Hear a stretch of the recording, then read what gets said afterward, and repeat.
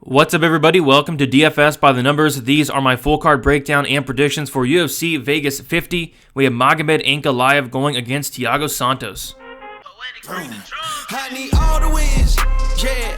Harder than all that is. You better move, you might get knocked out. Knocked out. You better move, you might get knocked out. Knocked out. You better move, you might get knocked out. Knocked out. And we are back for another fight card. This week we have UFC Vegas 50. Should be a very interesting one. We have, I believe, 14 fights on the card. So yeah, should be a fun week. As always, we have some more fights. I know it's not going to compare to the card we had last week, which was UFC 272, which was awesome, but this card should still deliver. We have 3 more cards in March. Looking forward to hopefully closing this month strong, closing out the first quarter of 2022 strong. It's been a good 2022 so far, so hopefully keeping that up with this week. So I do want to shout out the winner from last week for the significant strike contest, and I think this was like the first ever 2-time winner. Shout out to Boris K. He guessed 163. The correct answer is 161. He was 2 away. I was able to get him his money there. So yeah, shout out to him. Doing it 2 times since I've been doing the contest within like the last year is very, very impressive. So congrats to you, Boris. I'll be doing more contests like that for the next pay-per-view card, UFC 273.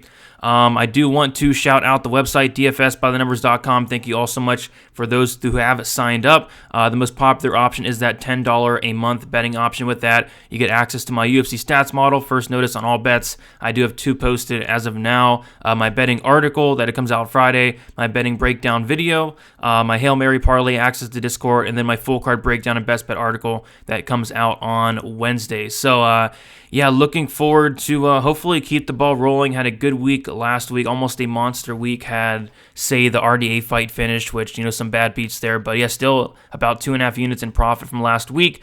And hopefully, another good week this week. So other than that, leave a like, subscribe, all the good stuff. Do appreciate that a ton. Live stream Friday, 7 o'clock p.m. Eastern Time, Saturday, 1 hour prior to the prelims for Best Bet. And then follow me on Twitter, DFS_numbers, Instagram, DFS by the numbers. I do post my final picks there with the methods. And then on top of that, I put all my betting recaps there on Instagram and Twitter as well. So with all that out of the way, I say we get started and break down some fights. And we will start with the very first fight of the night.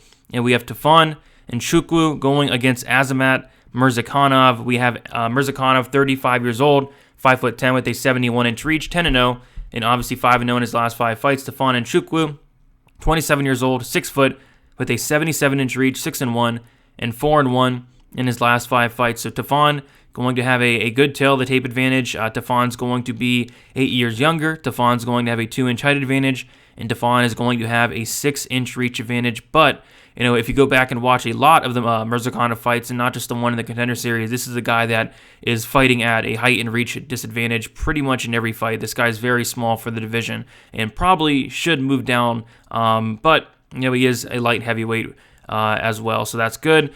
So we'll take a look at the odds here. We see that Azamat opened up plus 125 as a dog, which is interesting. He's now minus 172.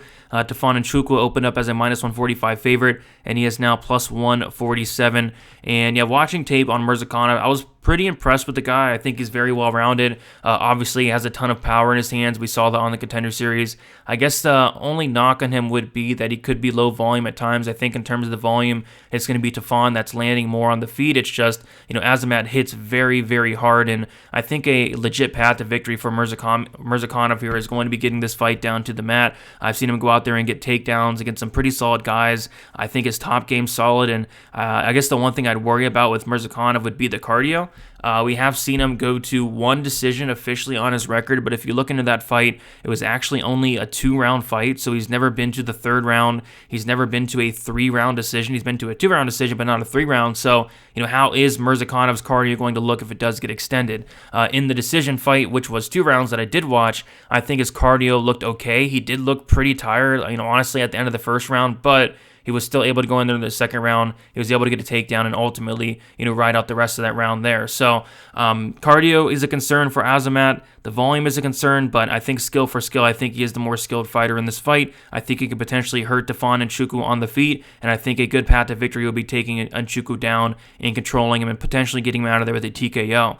We saw in Trevin's fight, in his, I believe it was his last fight, No, 2 fights ago. His last fight was Mike Rodriguez. 2 fights ago against Jung Young Park, where Park in the 3rd round, and I'm not sure why he waited to the 3rd round to get this fight down to the mat, but he got it down to the mat in the 3rd round, and he looked pretty good on top. I mean, it looked like Tafon and Chuku did not really have much to offer off his back. He was able to stand up once, but he got taken right back down, and ultimately Park was just beating him up for pretty much the entire 3rd round, over 3 minutes of control time, 3 minutes of control time there.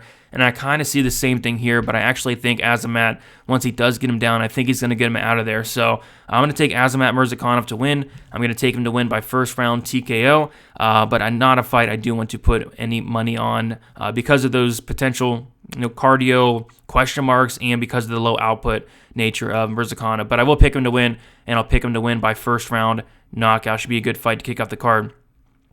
All right, next we have the lowest level fight on the entire card by pretty much a mile. I mean, this is I can't believe this is actually a fight that we're going to talk about, but I say we talk about it here. We have Chris Moutinho, 29 years old, 5'7" with a 70-inch reach, 9-5, and 2-3 in his last 5 fights. Guido Canetti, 42 years old, 5'6", 68-inch reach, 8-6, and 1-4 in his last 5 fights. So right off the bat, we're going to see that Moutinho is going to be 13 years younger. That is quite significant. And he's going to have a height and reach advantage as well. So tail of the tape advantage definitely going to the Moutinho side. We'll take a look at the odds, and we see that Moutinho opened up plus 105. He's now minus 150.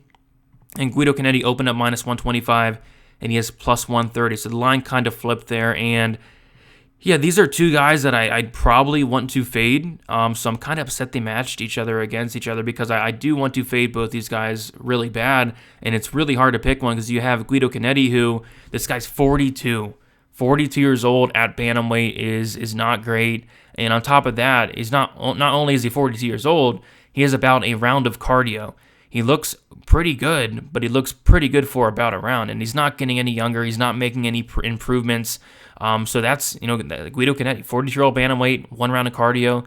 Where you have Chris Moutinho, who this guy is getting a lot of hype for getting absolutely beat up for 14 and a half minutes against Sean O'Malley. I think Sean O'Malley potentially landed a record in terms of significant strikes landed in a 3-round fight. I think O'Malley landed like 230 significant strikes.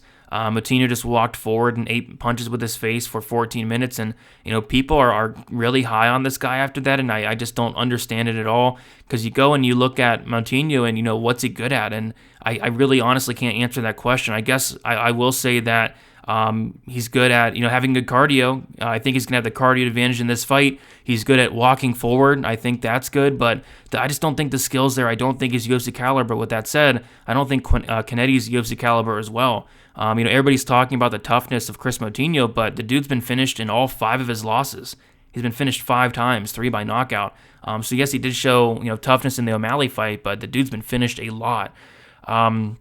This is such a tough fight to call. This is kind of like the Kennedy and Chukwu fight last week, Nega Mariano fight, where it's just so low level. It could really go either way. I'm going to take Moutinho hesitantly. I'm definitely not betting it, especially as a favorite, but I think Moutinho at the very least is going to have the better cardio. He's 13 years younger, height and reach advantage. He's going to walk forward the entire time. I think there's a really good chance he loses that first round. I think Canetti's the better fighter, but Canetti, 1 round of cardio, 42-year-old bantamweight. I'm going to take Moutinho to walk forward, eat some punches with his face, take over as the fight goes on, and win a very close, greasy decision. Chris Moutinho for the win.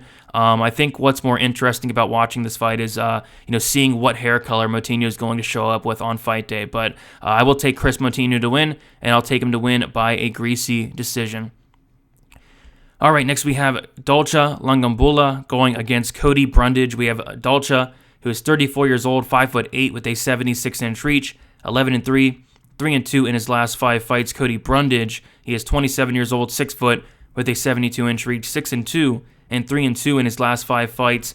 Brundage, 7 years younger. Brundage is going to have a 4-inch height advantage, but it'll be Dolce who does have a 4-inch reach advantage. Let's take a look at the odds here. We see that Dolce opened up as a minus 110 pick'em. He is now minus 115. Cody Brundage opened up as a minus 110 pick'em, and he is now minus 105. I'm really curious to see where the line does go throughout the week. But You take a look at Brundage, and he did make his debut. Very tough, stylistic matchup for Brundage in his UFC debut, especially coming in on short notice for a fight like that against Nick Maximov, who we know his wrestling's absolutely legit. And Maximov was able to take him down 4 times, control him. He did have a fight, Brundage, on the Contender Series against William Knight, where he looked very good early. He was able to take down Knight within the first, couple seconds of the fight. He was able to flatten Knight out. It looked like he was about to finish him at some point. Knight's able to work his way back up. Brundage goes in for another takedown, and then Knight elbows him in the head a couple times, and it completely knocks him out there. But yeah, William Knight is a guy that has like 45% takedown defense, so I wouldn't look into that fight all that much. But, Dolce, he's a guy that has 75% takedown defense. 4 different times have opponents shot on him. Ankalaev, I think, shot 3 takedowns. He was successful in getting one of them, and then somebody else shot him. I think it was Marcus Perez was shot on Dolce as well, and he stuffed 3 out of those 4 takedown attempts. Dolce is very, very strong. You can see it just by the picture there. The dude is jacked. This is a guy that I believe he has like a fight or 2 at heavyweight. He has fights at light heavyweight, and he's now a middleweight, which I was shocked to see that he did make middleweight in his last fight, but he looked good on the scales, and he looked good in there. I thought his cardio held up a lot better than I expected. I remember I had the Marc-Andre Barrio round 3 sprinkle because I thought that Dolce would kind of slow down a ton, and he really didn't slow down all that much. So yeah, his cardio looked a lot better than I thought there. Brundage is going to have to get this fight down to the mat. I think on the feet, in terms of the volume, I guess it could be close, but the better striker here is Dolce. He has much more power. The one knock on Dolce is that he is very low volume, but when he does hit people, he hits very hard. We saw him knock out Daquan Townsend. He dropped him and finished him with ground and pound as well. And I just think Cody Brundage is really going to struggle to get this fight down to the mat. And, as we see a lot of times, like if Brundage is going to go for takedowns, instantly into the fight as soon as it starts, if those are getting stuffed, if he's still working for those takedowns, it's going to expend a ton of energy, especially if he's not getting him. And I really don't see him having a ton of success in terms of getting Dolce down. Dolce's very strong, judo background, great takedown defense, strong hips. I think Dolce can keep this on the feet and eventually knock out potentially a very exhausted Cody Brundage if Brundage is not successful with those takedowns. So I like Dolce to win here. I'm going to take Dolce to win by second round knockout. I think he stuffs the takedowns, keeps us on the feet, and knocks out Cody Brundage. Next fight, Sabina Mazo going against Miranda Maverick. Miranda Maverick is stepping in on somewhat short notice here for, I believe it was Mandy Baum. But Maverick going against Mazo here. Maverick, she is 24 years old, 5'3", with a 65.5-inch reach, 9-4, and 3-2 in her last 5 fights. Sabina Mazo, 24 years old, 5'7", with a 70-inch reach, 9-3, and 3-2 in her last 5 fights. Mazo is going to have the tail of the tape advantage here. She's going to have a 4-inch height advantage and a 4.5-inch reach advantage as well for Mazo. Mazo going to be the bigger fighter in this fight. Let us take a look at the odds, and Maverick is the second biggest favorite on the entire card, opened up -150, and she is currently -310. Sabina Mazo opened up +130, and she is currently +260. I do expect that to keep continuing to get wider. I do see -350 on some books. I see -335 already, and people are just going to be adding her to the parlays this week because there's not really a ton of great parlay pieces. I'd say there's like 2. And Miranda Maverick probably is one of them. But I will not be betting this fight, especially with Maverick at this price where she's at. But I do think Maverick has a very good chance to win this fight. On the feet, obviously, you got to favor Mazo. Mazo has very good volume. She's going to have a nearly a 5-inch reach advantage as well. She throws a ton of kicks. I like that. But I do think the striking could be very competitive here because you take a look at Maverick and compare some of her fights from a few years back, back in Invicta to now, and we're seeing like massive improvements in terms of the striking. And I really started to notice it in her debut against Luana Jojua, and her striking looked much better. And of course, it's Luana Jojua, but still, I thought she was going to take down Jojua and finish her, but no, she was able to get that knockout with the cut stoppage on Jojua's nose there. So her striking looked better there. Her striking looked pretty good against Barber, against Robertson as well. So I do think every time we see Maverick in there, her striking is looking much better, and I do like the pressure of Maverick as well, and I think that could give Mazo problems even on the feet. But the clear path to victory here is getting this fight down to the mat. We saw Alexis Davis, who is a veteran of the sport, Alexis Davis black belt in BJJ, but Davis was able to take down Sabina Mazo in the first round. She took her down, and Mazo didn't get up. Alexis Davis was able to control her for the entire first round. Second round comes along. Alexis Davis waits until late in the round to get a takedown, and ultimately she gets it, and the round's over. And then the third round comes around. Alexis Davis goes for a takedown early. She gets it, and then that's the round. So I've not seen much in terms of a get-up game from Sabina Mazo. A willingness to get back to her feet, and that's something I really do look for in fighters, and she just does not have that. Like even it was the Marina Moroz fight. Marina Moroz was able to get her down, I believe, in the first round and the second round, I think. And once she did get her down, she was not able to get up. So I think Maverick, the takedowns are definitely on the table. I do not like what I see from the takedown defense in terms of Mazo. I don't like what I see in terms of the get-up game. I know Maverick's going to be coming in here on short notice. I know she's going to be the smaller fighter, but I think stylistically Maverick has a very good chance to win this fight. Is she worthy of being minus 300, minus 350? I wouldn't lay that price tag, but I do think she will win this fight and probably win it by, I'll say, decision. Maybe a submission, but I'll say she grinds out a decision here. So a decision, Miranda Maverick. All right, next we have Damon Jackson going against Kamuela Kirk. We have Damon Jackson, who is 33 years old, 5'11" with a 73-inch reach, 19-4-1, and 3-2 in his last 5 fights. Kamuela Kirk, 27 years old, 5'10" with a 75-inch reach, 11-4, and 3-2 in his last 5 fights. So let's take a look at the odds. And Damon Jackson opened up minus 145. He went all the way to plus 125, and he's now back to minus 108. Kamuela Kirk opened up plus 125. He is now minus 112. So, yeah, looks like money, at least as of late, has been coming in on Jackson. I think the line might potentially flip here. I see a lot of love for Damon Jackson, and I completely get it. Damon Jackson, they call him a leech for a reason. This is a guy that can go a clean 15 minutes, no problem, and he puts on a very crazy pace that most guys cannot keep up with. And, I go back to Kamuela Kirk's fight with Billy Quarantillo, and of course, Damon Jackson's not Billy Quarantillo, but, Damon Jackson does put on a crazy pace like a Billy Quarantillo does, and what Billy Quarantillo did in the Contender Series fight against Kamuela Kirk was, first off, he dropped the first round to Kirk, and then the second round comes around, and he starts to really wear on Kirk, starts to break Kirk, and it was to the point where as soon as that third round started for Kirk against Billy Q on the Contender Series, it was like 10-15 seconds in. Herb Dean just stopped the fight because, Kirk was done. He was checked out. So I kind of can see something like that happening here. And then there's been other instances, like Kirk has slowed down, not only in the Quarantillo fight, but there's been other fights where he's slowed down, like even in the Makwan fight.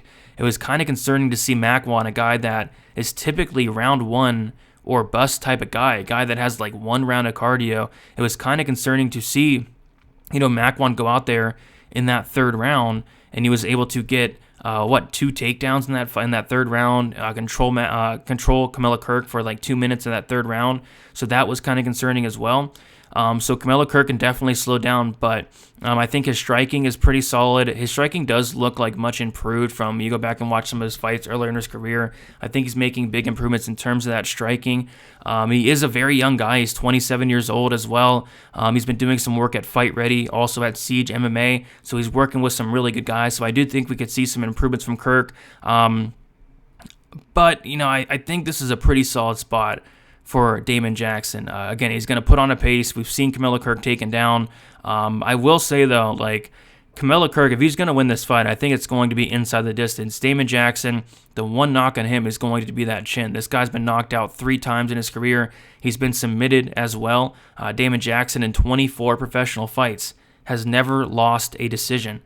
This is kind of a killer-be-killed fighter. He's a finisher in his own right, a 90% finish rate for Damon Jackson. He's very dangerous, but he can also be finished. And Kamuela Kirk did show some very good things off his back against Makwan Amirkhani. Kamuela Kirk is a black belt in BJJ in his own right. So maybe Kamuela Kirk can catch Damon Jackson in something off his back. Maybe Kamuela Kirk can knock out Damon Jackson. But outside of that, I think Damon Jackson's going to break Kamuela Kirk down the stretch. And I think Damon Jackson's going to finish Kamuela Kirk in that second or third round. So I'm going to take Damon Jackson to win. I'm going to take him to win by second round submission. And this should be an absolute banger of a fight. All right. Next, we have Trevin Jones going against Javid Basharat. We have another Contender Series guy here. We have Javid Basharat. He is 26 years old, 5'9", with a 69-inch reach, 11-0, and 5-0 in his last 5 fights. Trevin Jones, 31 years old, 5'7", with a 70-inch reach, 13-7, and 3-2 in his last 5 fights. So Javid's going to be 5 years younger. Javid's going to be at a 2-inch height advantage, but a 1-inch reach disadvantage. Let's take a look at the odds. And Javid opened up -175. He is now -133.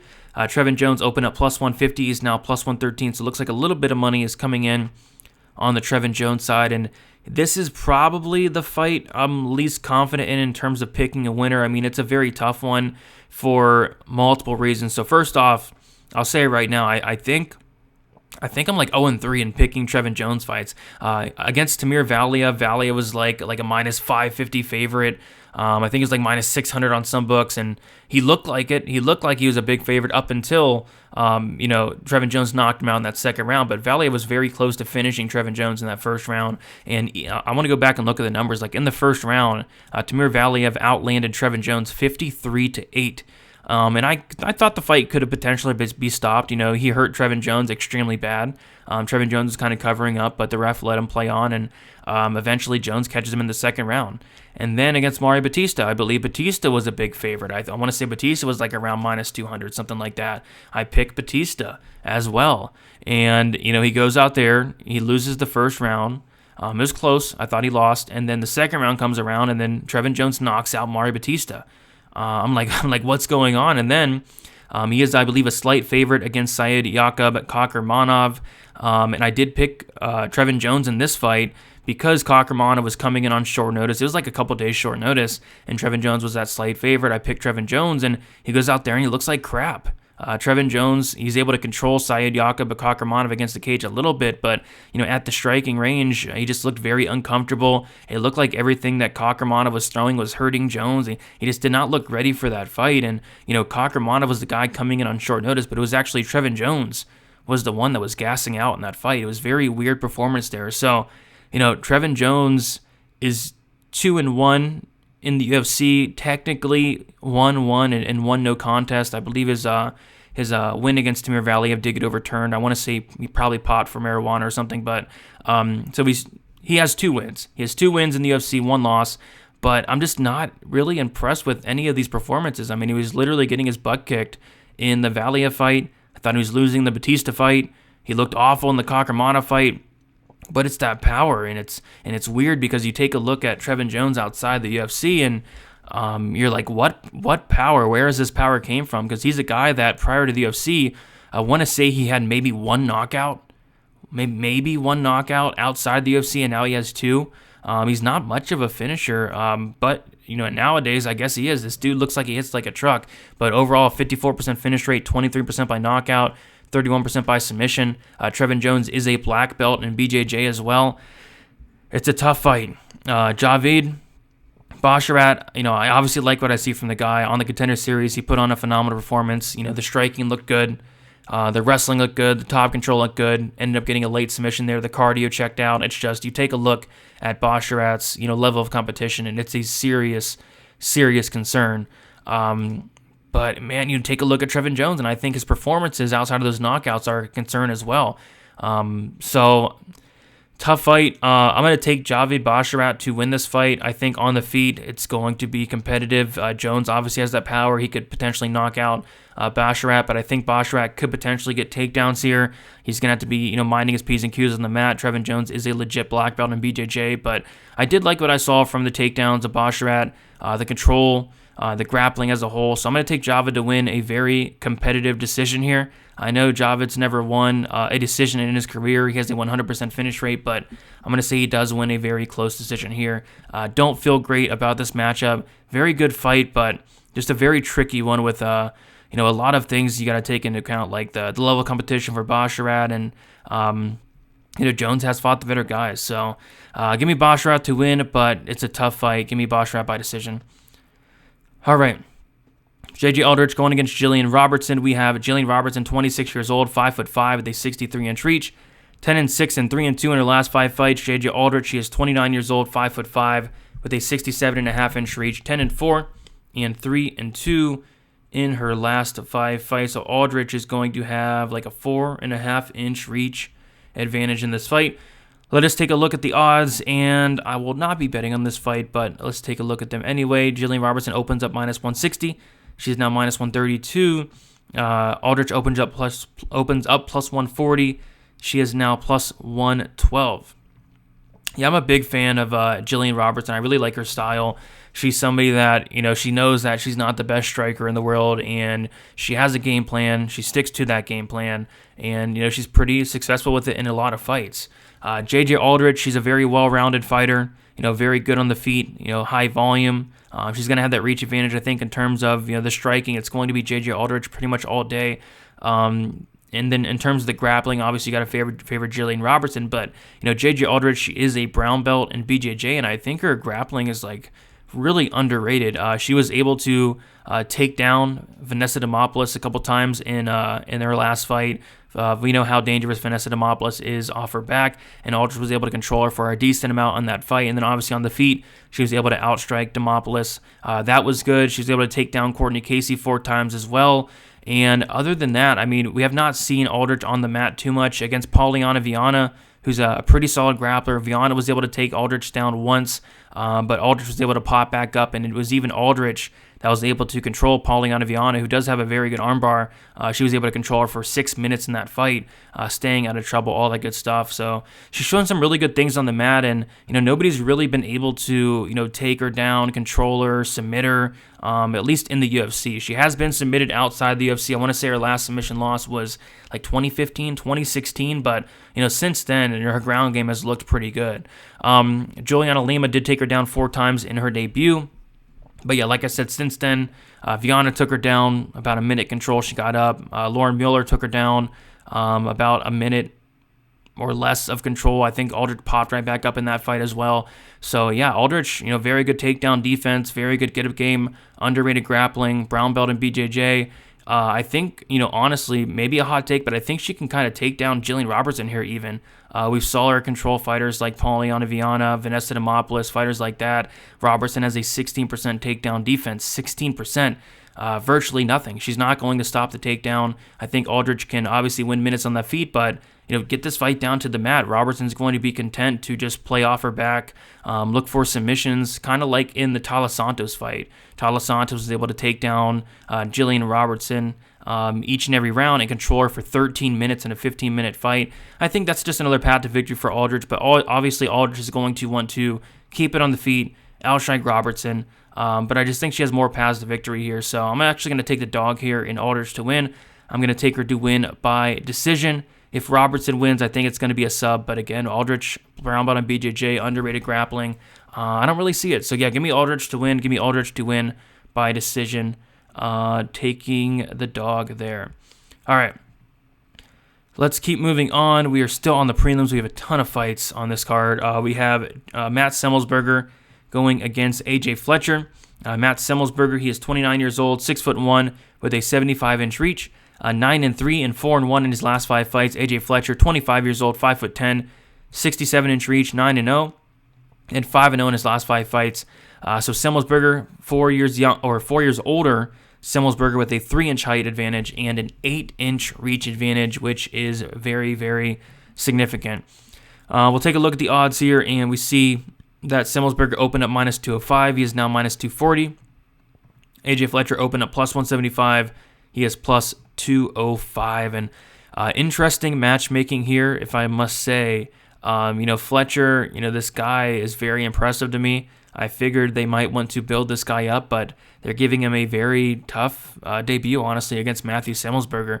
The problem what I have with this fight, and I hate fights like this where you have Fletcher, he's making his debut, and I just don't know a ton about him. I went to watch tape on the guy. There was only 3 fights available, and, typically with 3 fights, you might be able to, get a lot of information out of those, but in those 3 fights, I think it totaled, maybe 5 minutes of fight time, maybe more like 4 or 3, because he's going in there and he's knocking guys out early, he's submitting guys very early. This guy's a finisher. I do see that he did go to 1 decision win, but I was not able to watch that fight. I would have liked to see, how is his cardio in that second round? How is his cardio in the third round?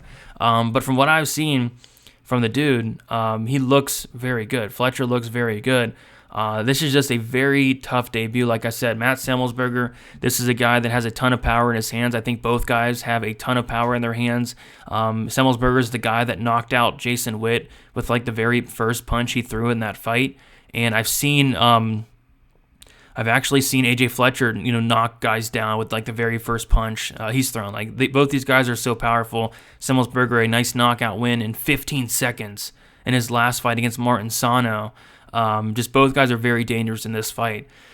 I don't know. I gotta pick Semelsberger. I obviously don't like the line because I do not have enough information on AJ Fletcher. I would like to see more, and this is going to be potentially a good fight to maybe learn a little bit more about Fletcher, but I got to go Semelsberger for these reasons. Semelsberger, he's the more experienced fighter. Semelsberger, he's fought the better competition. It's not even close. AJ Fletcher's not fought the best guys by any means. Semelsberger 3-1 in the UFC. I like that. He has been 15 minutes before. I've seen him go 15 minutes. I've seen him look good. Dominating Carlton Minus in his debut, going 15 minutes. Went 15 minutes with Chaos Williams, a very dangerous opponent. I like that. And not only that, he's going to have a big height advantage of 3 inches. He's going to have a big reach advantage of 8 inches.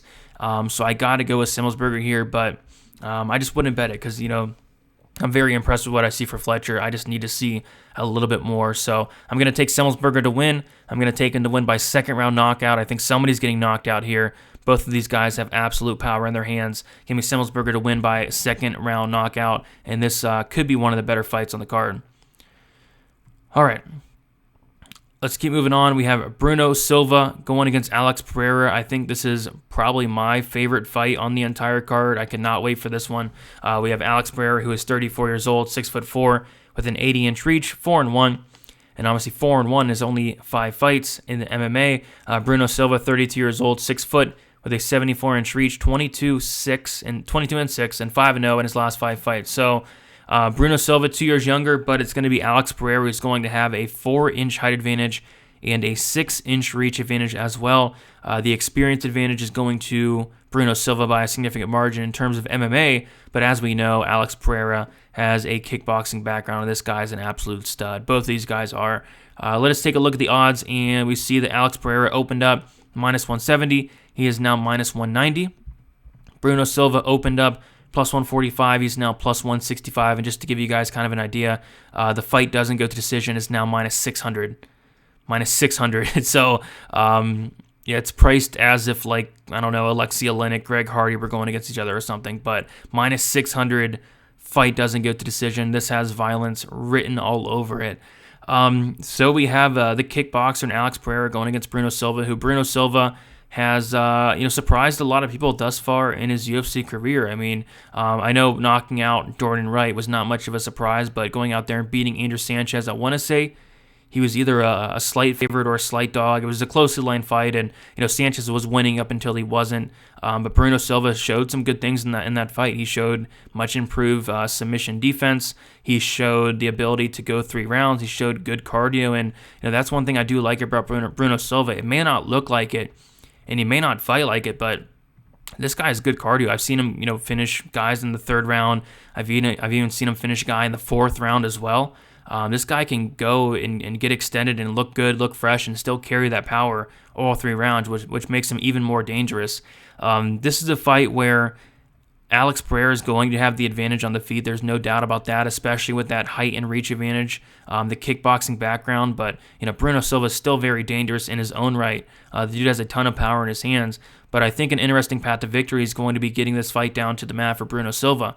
I was doing my show on Stat Diggers on Pub Sports Radio with Uncle Weezy, and people in the chat were going crazy when I said Bruno Silva is going to try to take down Alex Pereira, and they were saying why would he do that? He has no takedowns in the UFC, but why would he take down a black belt in Wellington Turman? I mean, it doesn't make sense. Why would he take down Andrew Sanchez? That makes no sense. And I guess he could have took down Jordan Wright, but why not just knock him out like everybody else does? So he hasn't really need to go for takedowns, but if you actually go and watch, Silva fights outside the UFC, I have seen him go for takedowns. I have seen him get takedowns. I have seen him wrestle for long periods of time, and he's a decent wrestler.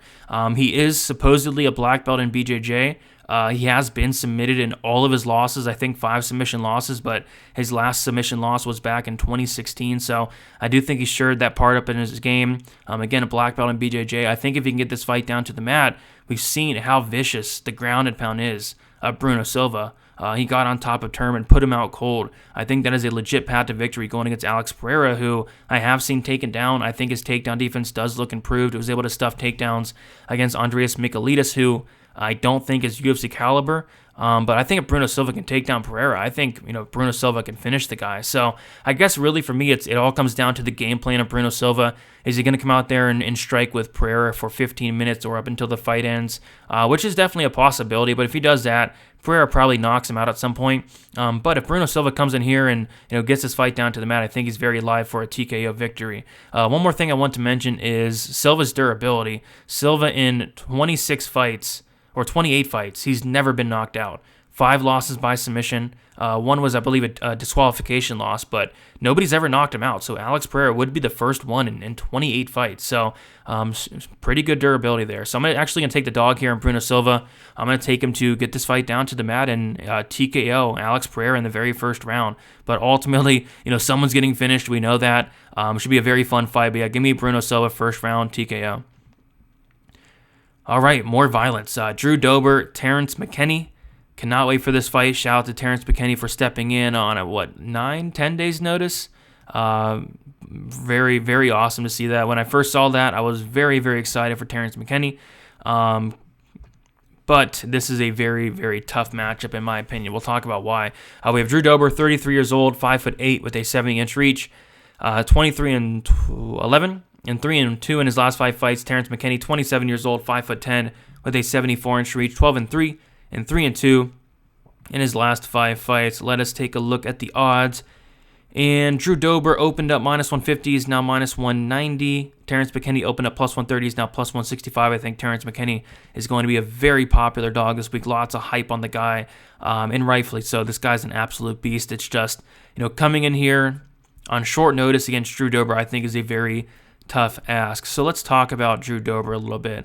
How do you beat Drew Dober? Pretty much submit him. I mean, you take a look at a lot of his losses. Islam Makhachev submits him. Beneil Dariush submits him. OAM submits him. And then Brad Riddell takes him down 5 times and wins a very competitive decision. Those are his last 4 losses in the last 6 years, 5-6 years. And again, we got to take a look at who's submitting Drew Dober here. Again, Islam Makhachev, Beneil Dariush, and OAM. I just don't think Terrence McKinney is on either of those guys' levels. And I guess my question for McKinney is, what is his game plan? Is he going to, A, come out here and brawl with Drew Dober, try to knock this guy out in the first round? I'm sure Terrence McKinney knows that he has taken this fight on short notice. He's probably going to get an early finish. And that's what he does regardless, but I'm sure he's going to try to get an early finish anyway. So he's going to come out here and brawl with Drew Dober and try to knock him out. If he does that, I mean, who successfully brawled with Drew Dober and not got knocked out? Drew Dober has a phenomenal chin. He showed it off in the Brad Riddell fight. Drew Dober has a ton of power. He showed it off in the Alexander Hernandez fight, knocking him out in the second round. Knocked out Nasrat Haqparast in the first round. Marco Polo Reyes in about a minute. This guy has a ton of power. So if McKinney wants to brawl with Drew Dober, I just don't think that's going to end well with him. I think Dober's the more durable fighter. And I guess the other path to victory, which on a full camp, this makes sense to me, it'd be getting this fight down to the mat. Drew Dober's takedown defense is not great, but it is improving. His get-up game is improving as well, but I think he could potentially take down Drew Dober. It's just doing that on short notice against a guy in Dober who is going to have improved takedown defense and a much improved get-up game is really going to make McKinney work. If McKinney does that, what's McKinney's gas tank going to look like as the fight goes on? Because we've seen McKinney slow down in fights where he does wrestle and not get the finish. For example, in the Sean Woodson fight, he looks very good early. He takes down Sean Woodson in the first round, controls him for the majority of that first round. The second round comes around, McKinney takes down Sean Woodson in the second round. Woodson gets back up at the midway point and then ultimately knocks out a very exhausted Terrence McKinney. And I can kind of see that happening here. I got to go Dober here. Is McKinney live to potentially submit Dober early? I guess. I just don't think it's all that likely. So I like Dober here quite a bit. I think Dober weathers the early storm in the first round and knocks McKinney out in that second round. But this is going to be a phenomenal fight. Both these guys are going to come and look for the finish. Drew Dober's going to pressure McKinney. He's going to try to break him. And McKinney's going to look for that either early knockout, early takedown, look for a sub. But I'm going to take Drew Dober to win this fight and win this fight by second round submission. All right, next we have Khalil Rountree going against Karl Roberson. We have Khalil Rountree, who's 32 years old, 6'1" with a 74-inch reach, 9-5 and 2-3 in his last 5 fights. Karl Roberson, 31 years old. He is 6'1" with a 74-inch reach, 9-4 and 2-3 in his last 5 fights. So let's take a look at the odds. And the odds have Roberson open up -150, currently -133. Khalil Rountree opened up -175, and he is currently +113. So, yeah, it should be a very fun fight here. One thing that I noticed right off the bat is, how do you beat Karl Roberson? And the answer to that is you submit him. Karl Roberson has 4 losses in his MMA career, and all 4 of them have came by submission. But I also want to look at who is submitting Karl Roberson, and it's very good guys. Cesar Ferreira submitted him back in 2018. Glover Teixeira submitted him at light heavyweight back in 2019. Marvin Vettori submitted him, and then Brendan Allen submitted him. So, yes, he's getting submitted, but he's getting submitted by very legit guys, very legit grapplers. I actually think Karl Roberson's grappling is very underrated. Yes, he's getting submitted, but again, look at who he's getting submitted by. He submitted Roman Kopylov in the 3rd round. He was able to out-grapple a black belt in Wellington Turman, reversed Wellington Turman 3 times in that fight. He was able to, out-grapple Darren Stewart, submit him in the 1st round. So he's shown some very good things in terms of the grappling and Karl Roberson. And he's a kickboxer. So on the feet, Karl Roberson is, very good. He has a lot of power, but we don't really get to see him on the feet. Like I said, like Brendan Allen, the fight hit the mat. Marvin Vettori, the fight hit the mat. Roman Kopylov, he was able to outstrike Kopylov until submitting him. Wellington Turman, that fight was on the mat for the majority of the time. Glover Teixeira, that fight hit the mat. Cesar Ferreira, that fight hit the mat. Darren Stewart submitted him. We have not got to see a ton of Karl Roberson in terms of the striking. Like a lot of his fights have been hitting the mat. And a lot of that is because, he's getting taken down. Allen took him down twice. Vettori took him down twice. Turman 4 times. Teixeira once. Ferreira twice. People are taking him down, and rightfully so. 45% takedown defense for Karl Roberson. But when I look at Khalil Rountree, this is a guy that has 11 UFC fights, and he has completed a massive 0 takedown. So where people are typically beating Karl Roberson in terms of, the takedown defense, the submission defense as well, Khalil Rountree is not going to do any of that. So I think Karl Roberson is going to get the fight he wants. Khalil Rountree has a ton of power in his hands. I don't think he's the best fighter in the world, but you really don't need to with this much power. He knocked out Modestas Bukauskas in his last fight with that kick to the leg, injured Bukauskas very bad. And then prior to that, he lost to Marcin Prachnio. And this is concerning. This is very concerning because like a guy with Khalil Rountree, yes, he has a ton of power. Yes, he can knock guys out, but if he's not knocking guys out, he's going to lose most of the time. Getting outlanded 102 against Marcin Prachnio is very concerning. Prachnio was the same guy who got knocked out 3 times in a row, all in the 1st round, by guys like Mike Rodriguez, guys like Sam Alvey. And Rountree, first of all, he couldn't knock him out, and then on top of that, getting outlanded 102-49 was a huge concern. And you look through his career, he's just so inconsistent. He had that great win against Eric Anders that everybody still brings up, including me. That was like at this point like 3 or 4 years ago, where he looked really good. But other than that, he's so inconsistent. Bad performance against Prachnio, taken down 4 times in 2 minutes against Kudalaba and finished. Knocked out by Johnny Walker, taken down twice by Mikhail Olazechuk and controlled in that fight as well. Taken down 6 times by Andrew Sanchez, 2016. Submitted by Tyson Pedro. He did knock out Paul Craig, but Paul Craig actually outlanded Khalil Rountree at distance in that fight. It's just, I think the clear minute winner here is going to be Karl Roberson. I think on the feet, Karl Roberson's the better striker. I mean, if Marcin Prachnio can outstrike you 2-1, why can't Karl Roberson? But it's just the power of Rountree that makes him so dangerous. But nobody's knocked out Roberson. Roberson's not been knocked out in his entire career. Nobody's even dropped Roberson. Nobody's knocked him down. So if Rountree does knock him down or knock him out, he will be the first one. But again, I like the fact that Rountree 0 takedowns in 11 fights. He's not going to try to take down Roberson. I actually think that Roberson could be the one taking down Rountree, who Rountree has a very poor takedown defense of around 50%. We've seen that Roberson went for takedowns in the Kopylov fight. He went for takedowns in the Marshman fight. Went for takedowns in the Stewart fight. And he had success in all those fights doing so. Again, he outcontrolled Wellington Turman as well. So I think that's a legit path to victory. And I did see that Karl Roberson was doing some training with Corey Anderson as well. So I think that game plan can definitely be on the table. But to sum it up, I think on the feet, I think Roberson's going to be the minute winner. I think he's going to be, outstriking Khalil Rountree. Rountree's going to be landing the harder shots. Could he knock out Roberson? Of course, it's a fight. Anybody can get knocked out. And then I think Roberson can mix in the takedowns here. I think Roberson's going to have the better cardio. I really like Roberson in this fight. Rountree's dangerous. He could knock him out, but if not, I think Roberson wins this fight. I'm going to say he wins this fight by like a third round submission. I think he's going to outstrike him for 2 rounds. I think Rountree's going to slow down. I think Roberson takes him down and takes him out there with a submission win. So give me Roberson by third round sub.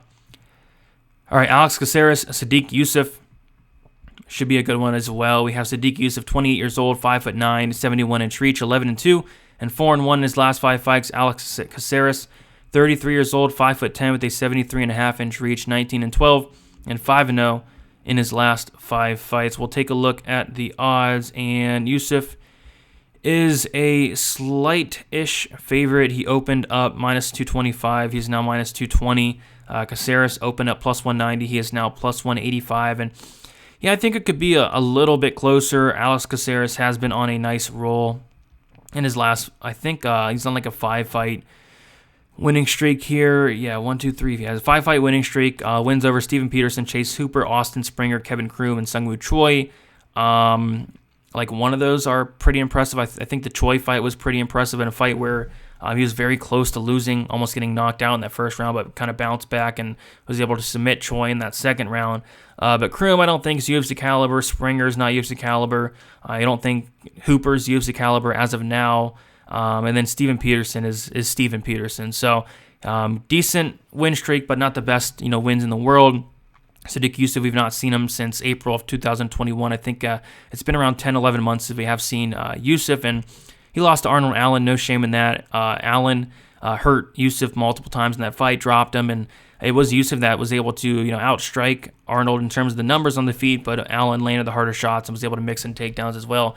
Prior to that, Yusuff had a decision win against Andre Fili, looked good. He has a knockout win over Gabriel Benitez in the first round. He knocked out Suman Martarian in the first round as well. Had a very fun fight on the Contender Series against Mike Davis where he hurt him bad in the first round, dropped him. So, I mean, this is going to be a close fight. I really like a lot of things about from both guys here. I like the strike and defense of Alex Caceres of 65%. I like the movement. I will say that we're in the small cage. I think that's going to favor somebody like Yusuff, who's going to want to pressure in this fight. He's going to want to land the harder shots, and I think he does. I think the story of this fight is going to be, the volume probably is going to be competitive, but I think the harder shots are going to be coming from the Yusuff side by far. Yusuff hits very, very hard. I believe he has knockouts in like 4 of his 5 or 6 fights thus far in the UFC. So, he's getting a lot of knockouts, lots of power from him, whereas Alex Caceres, more of a volume guy. He's a black belt in BJJ that just doesn't go for many takedowns, averages about a half a takedown for 50 minutes. So I think it's going to be standing. I think the volume will be competitive, but I think Yusuff's going to be landing the harder shots, maybe even hurts Caceres at some points, maybe drops him at some points, but I'm going to say Yusuff does win this fight. I'm going to say Yusuff does win this fight by decision, but I do think it'll be pretty close. All right, next we have the co-main event, which should be definitely a good fight. We have Marlon Moraes going against Song Yadong. Song Yadong, 24 years old, 5'8", with a 67-inch reach, 18-5-1, and 3-1-1 in his last 5 fights. Marlon Moraes, 33 years old, 5'6", 66.5-inch reach, 23-9-1, and 1-4 in his last 5 fights. So, Song Yadong, 9 years younger. Song Yadong with both a height and reach advantage. Let's take a look at these odds. And Song Yadong, a big favorite, opened up minus 180, currently minus 250. Marlon Moraes opened up plus 155. He's currently plus 210. And then if you told me a couple years back that Song Yadong was minus 250 against Marlon Moraes, I would have probably laughed in your face. But here we are. And, rightfully so. Marlon Moraes has looked horrible, like terrible in his last few fights. This is a guy that at one point, fought for a title against Henry Cejudo. And at one point, won the first round against Henry Cejudo as well. This is a guy in Marlon Moraes who, this guy is dangerous. He's so dangerous. It's just the problem with Marlon Moraes, and there's a couple problems. The first one, and probably most importantly, is going to be the cardio. This guy's cardio is just not there. He's now, 32 years old, 33 years old. So he's starting to get up there in age, and he's not like that old, but my goodness, he's looked horrible. The cardio is not there. Has about a round of cardio, if that. We saw in the Sandhagen fight. It was Sandhagen pretty much the whole time, but Sandhagen knocks him out. Rob Font, Marlon Moraes has success early taking down Rob Font. Rob Font eventually knocks him out. He has a ton of success against Merab Dvalishvili, is close to getting him out of there. He gasses out, and then Merab finishes him in the second round, and that's concerning. Like, who has Merab ever finished? And the answer to that is really nobody, at least in the UFC. I think he has like one or two finishes outside the UFC, but yeah, that was Merab's very first finish win in the UFC. It was against Marlon Moraes, and Marlon Moraes, had success early, he gassed out, and that's like the case for many of his fights. Same thing with the Henry Cejudo fight. He had success early, he kind of gassed out. So this is Marlon Moraes, who has about one round of cardio, and on top of that, the durability is not there. He's been knocked out in his last 3 fights. He's been knocked out in his last 4 losses. The chin's not there. At this point, he's been knocked out 6 times, so he's taken a ton of damage. But if MMA fights were 1 round, Marlon Moraes would probably be champ right now. I mean, this guy is legit, so good, but only for 1 round, and that's the thing. So I gotta go Song Yadong just because of that, just because Marlon Moraes literally has about a round of gas tank because of the durability. And Song Yadong looked good. He looked very good in his last fight against Julio Arce. He looked fast. He looked powerful. Probably the best version of Song Yadong we've seen thus far in the UFC. And this is a guy that's 24 years old, which is crazy to think about. 24 years old, and the guy has 24 fights, which that's nuts. So we're only going to see improvements from Song Yadong, training at a good camp in Team Alpha Male. Really, I mean, Song Yadong just needs to survive the first couple minutes of this fight, probably take over as the fight goes on, and knock out Marlon Moraes probably in the second round. So is Marlon Moraes live in the first round? Of course he is. He's live in any fight in the first round. It's just Song Yadong has shown a very good chin. I believe only 1 knockout loss in his entire career. And if Marlon Moraes, grapples with Song Yadong, I think that could be a path to victory. It's just if he grapples with him, he's only going to gas out even more, so or even faster. So yeah, just Marlon Moraes, big dog. Man, what a skid from Marlon Moraes. This was a guy that I used to be so high on, but now he's a huge dog against Song Yadong, and I see why. But I'm going to take Song Yadong to win. Second round knockout. Should be a very fun fight for as long as it lasts. If you like Marlon Moraes at this point, probably just bet him to win in round 1. But I'll take Song Yadong for the win in this fight here. All right, next we have the main event deep dive. Me and Uncle Weezy went live on the MMA Engine YouTube channel. Check that out, MMA Engine on YouTube, doing a main event deep dive on this fight. Talk some betting as well. If you want to check that out, check it out. Would appreciate that. But we have Magomed Ankalaev going against Thiago Santos. Magomed Ankalaev, 29 years old, 6'3" with a 75-inch reach, 16-1, and 5-0 in his last 5 fights. That 1 submission loss coming to Paul Craig. We'll talk more about that. Thiago Santos, 38 years old, 6'3", with a 76-inch reach, 22-9, and 3-2 in his last 5 fights. So what sticks out right away is going to be the age discrepancy of both guys. It's going to be Ankalaev, who is 9 years younger. I think that's huge. Same height, and then Santos is going to have a 1-inch reach advantage as well. Typically I go into the stats a little bit for at least the main event fight, but just really nothing to talk about in terms of the stats. What I really want to talk about is just how bad Santos has looked as of late. And we gotta, he's 38 years old. He's getting up there in age. He's taken a ton of damage.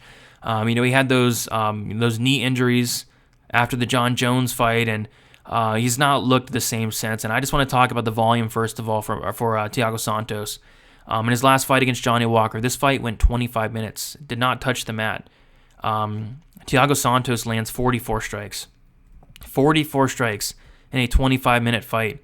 Santos lands 3 strikes in the first round, 11 in the second, 11 in the third, 9 in the fourth, and 10 in the fifth, for a grand total of 44. Gets outlanded 48-44 against Johnny Walker, still able to win the fight.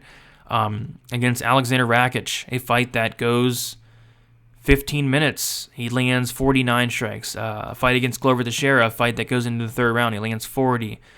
Even the fight with John Jones, that went 25 minutes, he lands 43 strikes. So the volume, especially in his last 4 fights, have not been there. But, prior to that, 52 strikes against Jan Blachowicz in the third round, knocking him out. He knocked out Jimmy Manuwa, 42 strikes in that second round. He knocked out Eric Anders, 100 strikes in that fight. 69 strikes against Kevin Holland. I mean, this is a guy that knocked out Anthony Smith, knocked out Jack Hermanson, Gerald Mearshart, Jack Marshman. This guy's had a phenomenal career. He really has. Phenomenal career for Thiago Santos. It's just, as of late, it's just not the same Santos. It really isn't. He looks washed. He looks old. He looks hurt. He looks low volume. And that's not good against somebody young, up and coming, like Ankalaev, a guy that a lot of people think is going to contend for a title soon, and I am probably one of those people. Ankalaev looked really good against Volkan Oezdemir. I liked that fight. I liked that he was going to take a step up. It was a step up, and he won that accordingly, even knocked down Oezdemir at one point. He beat Krylov in a fight which was a little bit closer than you'd like to see, but he was able to win that fight 29-28 across all 3 judges' scorecards. Knocked out Ian Kudalaba twice, the one controversial one, and then did it again very badly, and then he knocked out Dalcha. Decision win against Klitsen Abreu, knocked out Marcin Prachnio, and then that only blemish on his record at this point is that submission loss to Paul Craig in a fight where Ankalaev pretty much dominated Paul Craig for the entire fight and then tapped out with 1 second to go, 4 minutes and 59 seconds in that third round. But yeah, Ankalaev's legit. I think is well-rounded, takedown defense on point. I know we've seen him go for takedowns in his own right, on the feet, tons of power. I think he'll have higher volume in this fight. It's not going to be hard to have higher volume against Thiago Santos at this point. I think Ankalaev just pretty much makes this look easy, honestly. Like, outside of Santos landing a big shot, I think Ankalaev kind of runs away with this one. I guess the only thing is Ankalaev going to finish Thiago Santos? This is a 5-round fight. Santos has been 5 rounds before, but I'm going to say Ankalaev wins this one actually by decision. I'm going to say he just kind of, outpoints Santos pretty cleanly, easily for 25 minutes. It may not be the most exciting fight in the world, but I think Ankalaev does win this one, and I will say he wins this by a decision. But yeah, I don't think I touched on the odds here, but Magomed Ankalaev is a very big favorite, and he opened up minus 330, and he is now minus 500. Thiago Santos opened up plus 270, is now plus 375. I expect the line to just keep getting wider. I mean, like I said earlier in the video, there's not a ton of parlay pieces on this card to feel comfortable about. This is a very tough card from a pick perspective, especially. But I think people will be, parlaying up Ankalaev quite a bit. So I think the line will keep getting wider there. So yeah, that is about it. Again, this is a tough card. I only have 2 bets thus far. I'm looking at some props to come out, but going to be a light card for me. Next week, I'm liking next week a lot more. I want to start looking into that card early, especially. Lots of spots sticking out early. So yeah, kind of a light week for me this week, more than likely. It's a tough card. Lots of fights can go either way. Lots of favorites that probably are deserving of being, this big of favorites as well. But overall, I think it's a pretty solid card. So, yeah, guys, that is about it. Please leave a like on the video if you guys do enjoy the content. It does help out a ton. Also, subscribe here to the channel, DFS by the Numbers. I do want to thank you guys as well for 14K subs. That is awesome. Let's try to get 15K. My goal for that is hopefully by my birthday, which is in June. So I'd appreciate that. If you have not yet signed up yet for dfsbythenumbers.com, be sure to do so with that $10 betting option, which is the most popular. You get the access to my UFC stats model, the first notice on all bets, my betting articles, betting breakdown videos, Hail Mary parlay, access to Discord, and then my full card breakdown and best bet article, which does come out on Wednesday. So that is about it. We will see you Friday for the live stream, 7 o'clock. Saturday, 1 hour prior to the prelims. Follow me on Twitter, DFS_numbers. Instagram is DFS by the numbers. If you have any questions, either comment below or hit me up on the socials. I'm usually pretty good at responding. That's about it, guys. Best of luck for UFC Vegas 50. Let us keep the momentum rolling, the hot streak going, and let's keep winning some money. See you guys.